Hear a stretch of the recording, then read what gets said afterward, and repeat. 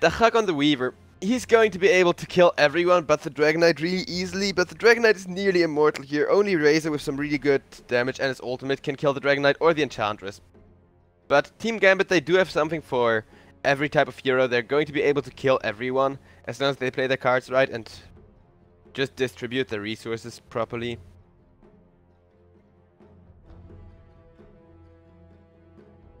So, let's go ahead, let's load in here. I really like the Neeks loader. This thing is actually freaking eerie. But yeah, I'm gonna play one quick ad for a sponsor expert.co. Just give me a sec.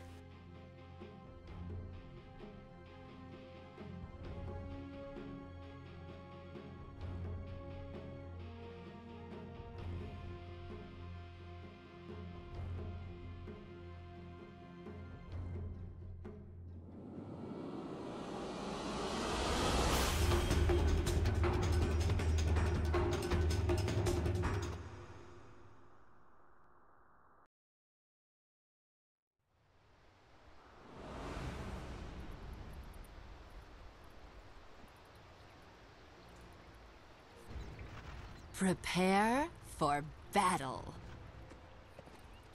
Okay, so it does look like we're good.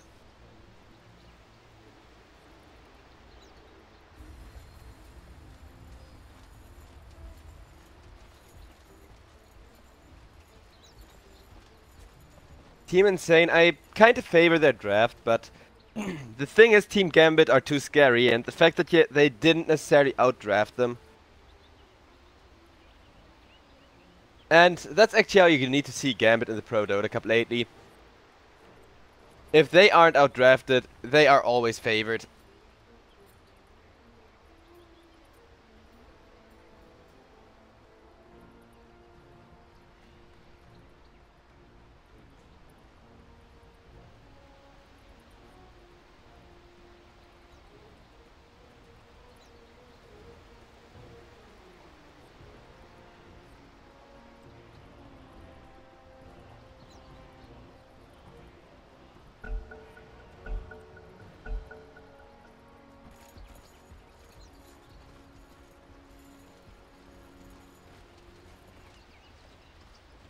So, Team Gambit against Team Insane. Team Insane, their draft, I don't know, it seems really fun. With a Putch you can push the tempo, with a Shadow Demon you can save people. There's gonna be a lot of times where things twist around and things are going to change last second in a fight. An example, somebody's about to go down, Shadow Demon saves them, Putch hooks away the person camping the Shadow Demon banishment. And then suddenly a very nice return kill there for Team Insane. So I'm guessing their strategy to beat the big bad boss of the tournament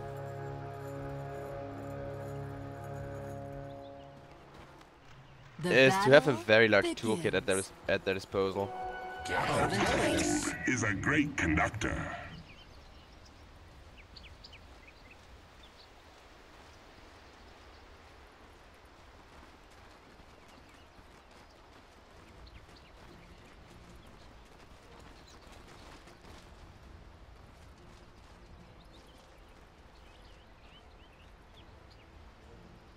I like this Curry, he's cute.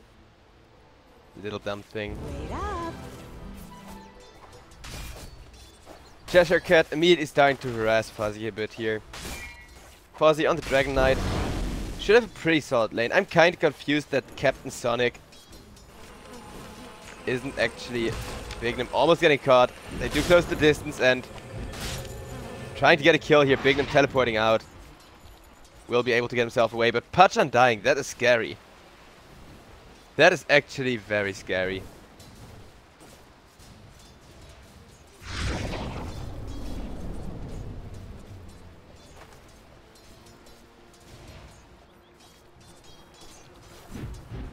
Undying, dropping his boots, mocking the Neeks there.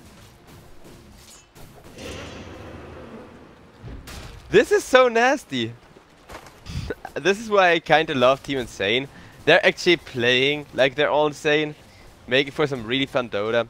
Captain Sonic on the core Leshrac, Laning against Weaver isn't going to have the best of lanes.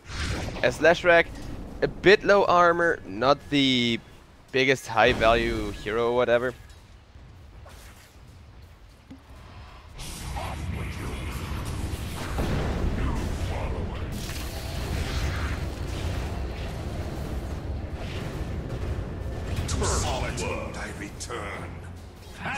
Captain Sonic gonna go down there. Trying for a pretty ambitious teleport.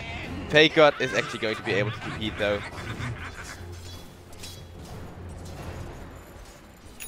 Excess Vampire and Gold on the bottom lane. They should have a pretty good lane here. I mean, Cheshire Cat. This enchant is literally sitting at 5 strength. But in comes the Neek, saving Encha here. And Cheshire Cat actually able to turn around. Gold, he wants that kill, but decides against it. Still, he's gonna take a tower shot and now gotta get out of there.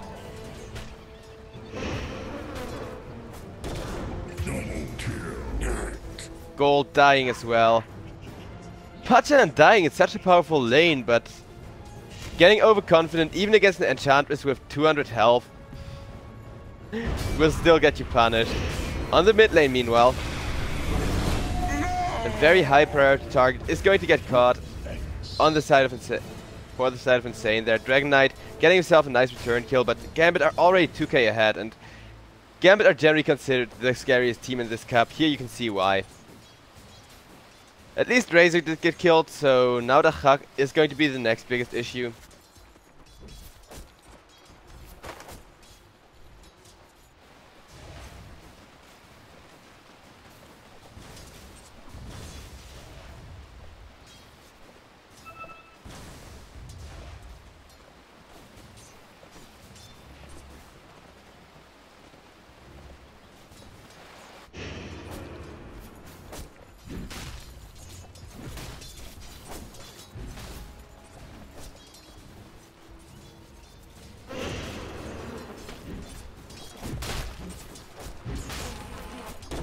Going. Big Nim wants to kill an Excess Vampire getting healed by the Undying, but still getting ran down by the Enchantress, and with that Satyr, it's gonna be a pretty easy kill. Cheshire Cat on an Enchantress against Undying, one of her hardest counters, actually just relaxing, having an easy lane. I mean, one of the things you can do as an Encha is keep the magic stick. Okay, we got a bit of pause. But one of the things you can do as an Encha is just keep the magic stick available, keep a couple of charges on it.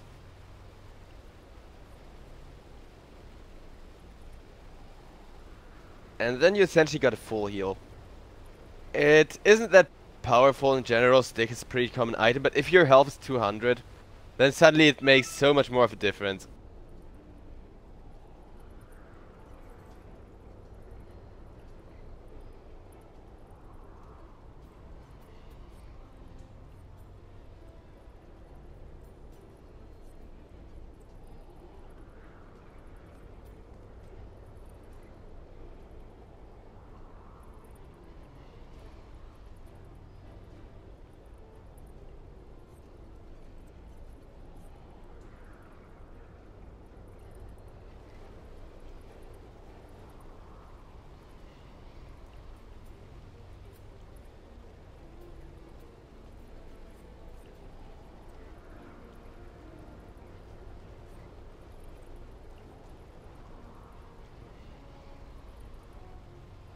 So, okay, looks like Cheshire Cat is restarting something. Guess. We got time, I don't really mind. I just want to see Team Insane find a way of actually standing up against Gambit, because they went with a cheese strat here. They went with something really nasty, supposed to get you an easy win here.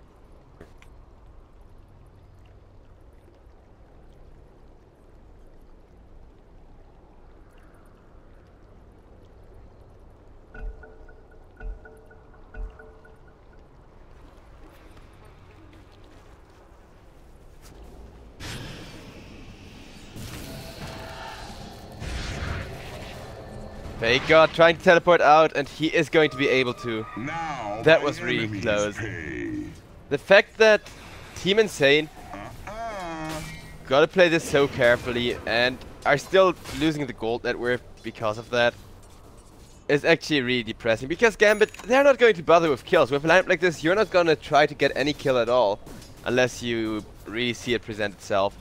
You can just sit back, you can just run your lanes, wait for that moment where your Razor comes online, your Weaver comes online, then you can push the mid game advantage. So, Team Gambit, they're probably gonna sit back. They're not even trying, but since they can get away with snatching these heroes left and right, why wouldn't they? Always want to fly now, going to get caught. Trying to get himself out of there. He will get caught, Iceberg at least not getting hooked. Just a support kill still, this early in the game. Every kill you give away is a bad one. Radiant's bottom tower is under attack.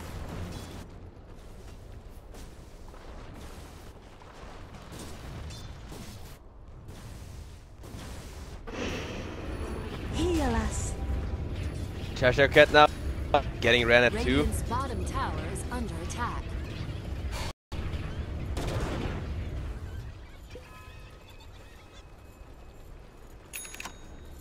Going to be able to get away. Bignum getting baited and spiked carpusing there, and he is going to go down. Exus Vampire going to get himself a nice stack of strength. Undying still putting a lot of work into the remaining heroes here. Always on a fly. Pretty beefy, and Champ is not quite so much.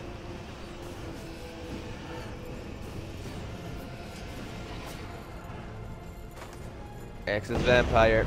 Can he get himself out? He could just deny himself, but doesn't seem to be attempting to do that one. Gold in a bit of trouble, going to heal himself just as the creep wave arrives. And can he keep up?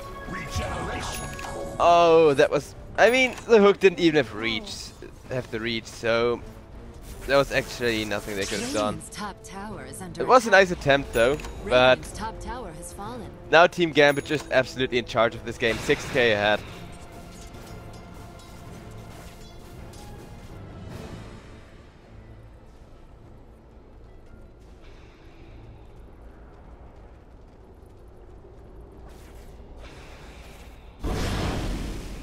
Fuzzy going to get caught. Razor getting himself a ton of damage with the Bane synergy there. And Dragon Knight, although he is super tank, he doesn't really have to worry about most right click damage. 150 to 200 damage stolen is a whole lot.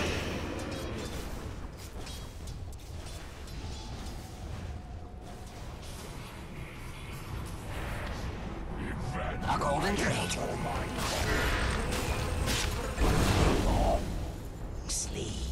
Char your bones. Denied. Always want to fly, getting killed off by Fuzzy there. And Iceberg just abusing those illusions. I mean, usually you want to use the illus just kind of as wards or to push out towers, but against the Razor you gotta think twice. It's always going to give him some free damage. On the bottom lane, we're gonna see some more fighting. Team Insane bringing in a pretty big squad, and they need to catch some people here. Team Insane, they're super far behind, which against Gambit is how most of their games go. Like I said, Gambit, they're the big boss. I'm kind of surprised teams didn't go hunting intentionally for them, because that's something we tend to parny.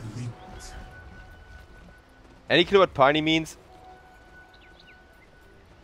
Cheshire Cat, he's having a great one, just charging through an entire team, trying to kill him, but there is nothing to be done. This guy, he's so freaking cocky too. Same at the bottom lane. He was at 200 health, everybody going to try and kill him off. Just chilling, staying calm.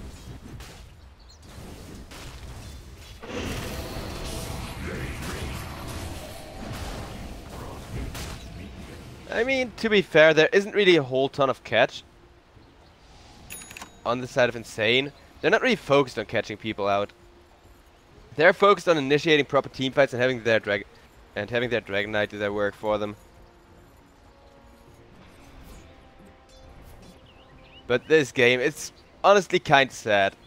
We're 9 minutes in, we had an 8k advantage, and it's not like Team Insane aren't doing anything. They're doing their best to hold the lanes, they're doing their best to stay safe against Team Gambit, but the fact alone that Team Gambit is able to simply keep control of all the lanes at the same time, winning all 3 lanes at the same time, since usually the thing is, every one lane on average gives you about 2 to 3k per 10 minutes of farming time, on average, because lanes can be very, very lost or, you know, just slightly in favor of one person, but on average a one lane means 2k to the team who has that one lane under control for 10 minutes.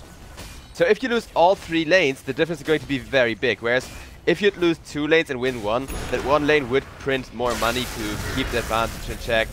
Now on the mid lane we're gonna see a bit of a fight happen here. Team Gambit not quite finding the initiation, but Captain Sonic is going to go down, Fake God is going to go down next. And Fozzie getting ran at. Radiant's middle tower is under attack.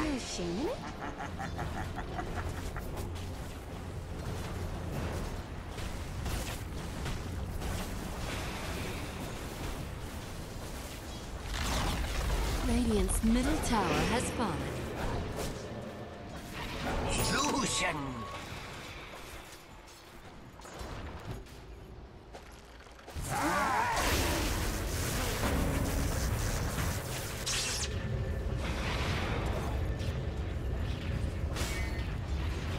Team Insane, they're still defending really well, but even if they bring all of their heroes just to try and keep the mid lane in check, they're all scaring away the second Raze decides to run somebody. And down goes Gold. You can't escape the underscape.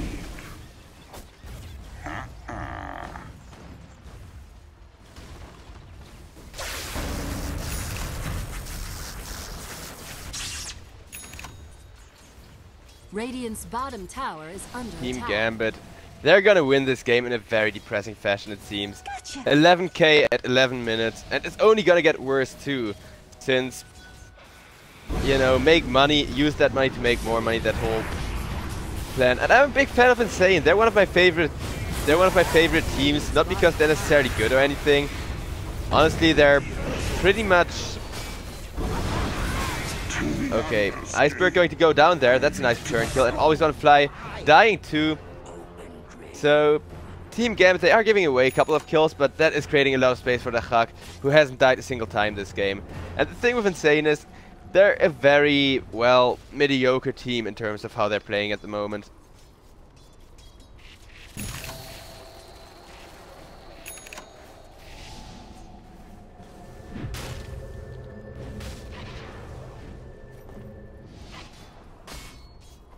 Team Insane, they're always going for fun drafts. They got a very fun bunch of heroes in their hero pools. Captain Sonic generally a freaking insane player who does whatever the hell he wants.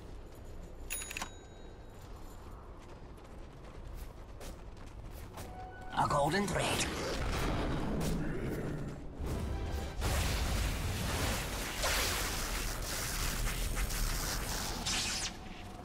Even death reviles me. You've been spooked. The Hak going to kill off Captain Sonic here.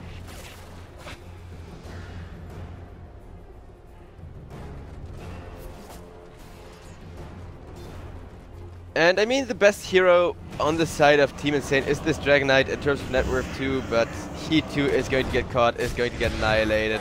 And the sad thing is that this is not an exception. This is not an exceptional stomp or anything. This is how Team Gambit play on average. I mean, I find it fun to have one of those big boss teams stay in the cup. After all, it's double elimination, so as long as there's one team which is kinda above the rest, it actually makes for some really fun games. It actually means some of the teams who just use this cup for practice, and there's a bunch of those, they don't really care about winning. They want to be up against teams that are better than them. They want to see what they need to improve. Want to, you know, practice against some high-tier teams, and this is the easiest way. I'm kind of surprised that none of those teams have been hunting Gambit yet, where they intentionally try to position themselves in the bracket just to get up against a team like Gambit, who knows exactly what they're doing, always want to fly, one of the most well-known tier 2 players at the moment, together with Illidan Stormrage, but Illidan seems to be on the road to being back to tier 1 again. And always want to fly too, I mean... These guys...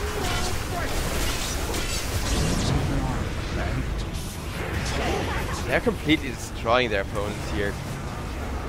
15k lead at 14 minutes. 16k lead at 14 minutes.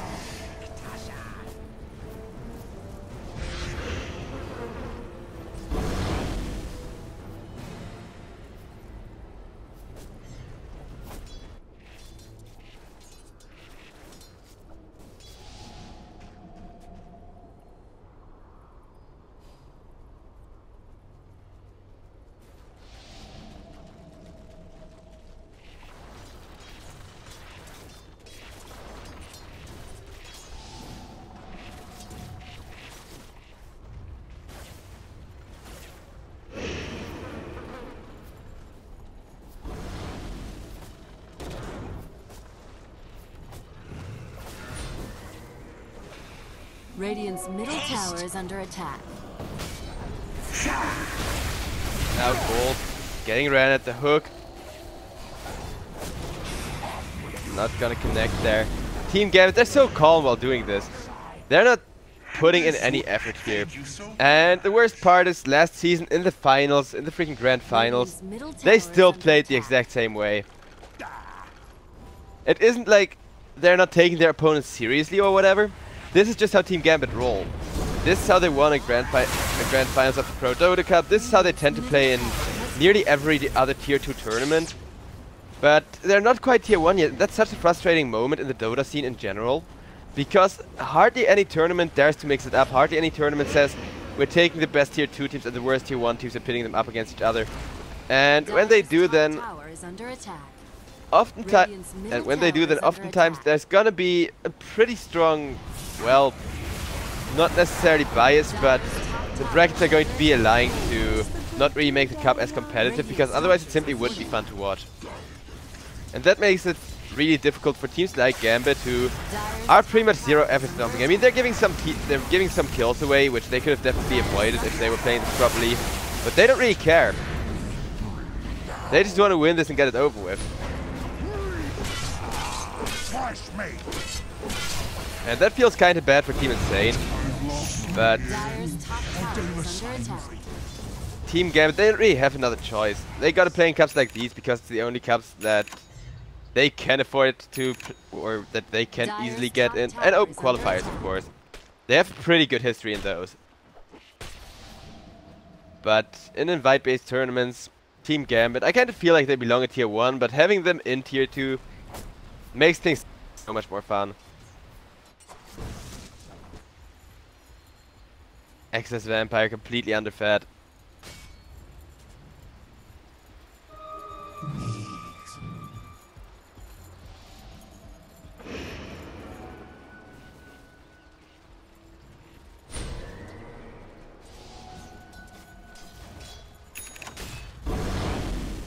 Gotcha.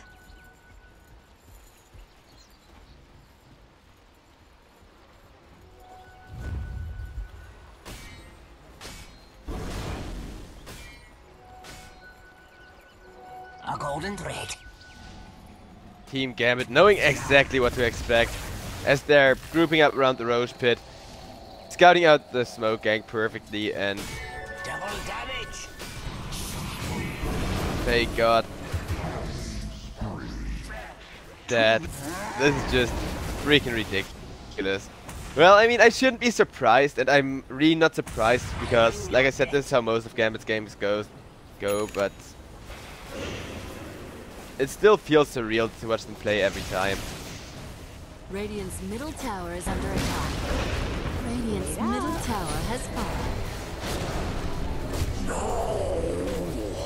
Radiant's middle barracks are under attack.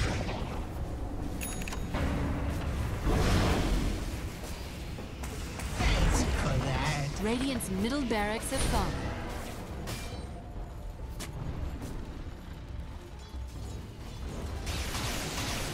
Radiant's top tower is under attack.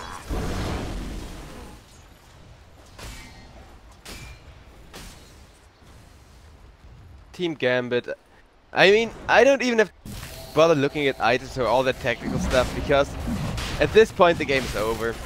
You gotta, if you want to shut down Team Gambit, and there is some teams who have done it, people have taken victories from them. You either gotta outdraft them hard, that is how one team in the ProDota Cup defeated Team Gambit once, or you gotta play very aggressively. You gotta go for some really cheeky, 3 to 5 man plays and get a couple of kills going that way early on, before Team Gambit can even do anything to respawn, before Team Gambit can buy custom item stuff like Lincoln Sphere.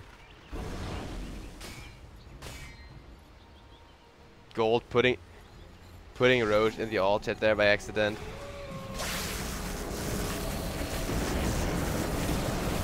Dragon is slain. Struck another. Dragon Knight going down. Hook on the Weaver, but Weaver has Lincoln Sphere, so there's nothing Pudge can do. There's actually nothing anyone can do, except if Dragon Knight and Pudge, or Shadow Demon and Pudge, group up perfectly to try and break the links, and there they do it, but it's already too late because Captain Sonic is dead. Razor getting folks fired hard here, but he is going to survive. Captain Sonic comes back in, goes back down again. The Hak, just doing the Hak things. There's a snake in your plans. Wait, where's he gonna respawn? Okay, at the east, at the tombstone. Since the respawn animation, the actual animation happens here. Fresh meat. I'll do better next time. Radiant's bottom Cheshire Cat. tower has fallen. That guy doesn't need to get so, that guy shouldn't be getting so cocky, but he's trying to have fun winning these kinda elementary games. GG is being called. Barracks have fallen.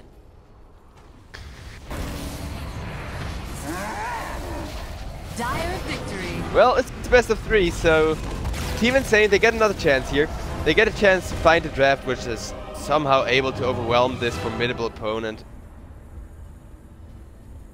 It's not gonna be easy though. It's definitely not gonna